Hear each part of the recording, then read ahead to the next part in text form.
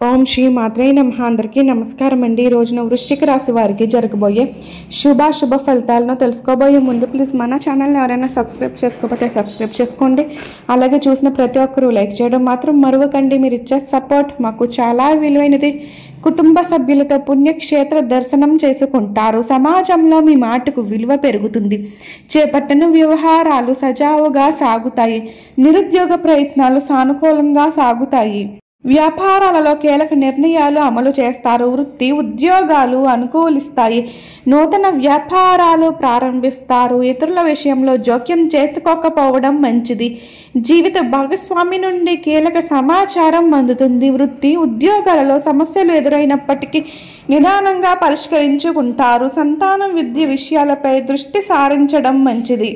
ఏమైనా ఇంక్రిమెంట్లు, డాక్యుమెంట్లు, రిజిస్ట్రేషన్ పనులు ఉంటే వాయిదా వేసుకోవడమే మరీ మంచిదని చెప్పడంలో ఎలాంటి సందేహమూ లేదు.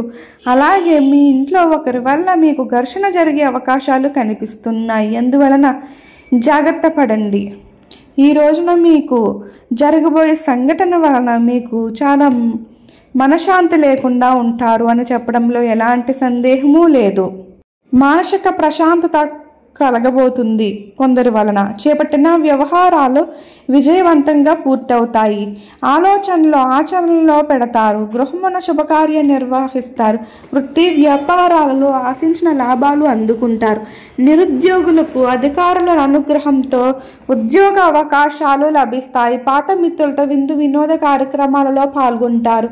వృత్తి వ్యాపారాలలో స్వల్ప లాభాలు ఉండబోతున్నాయి. దైవ సేవా కార్యక్రమాలకు ధన సహాయం అందిస్తారు. ఈ రోజున మీ అదృష్ట సంఖ్య 9. అలాగే మీ అదృష్ట రంగు తెలుపు వర్ణం. ఓం శ్రీ మాత్రే నమః. ప్రతి ఒక్కరికి నా ధన్యవాదములండి.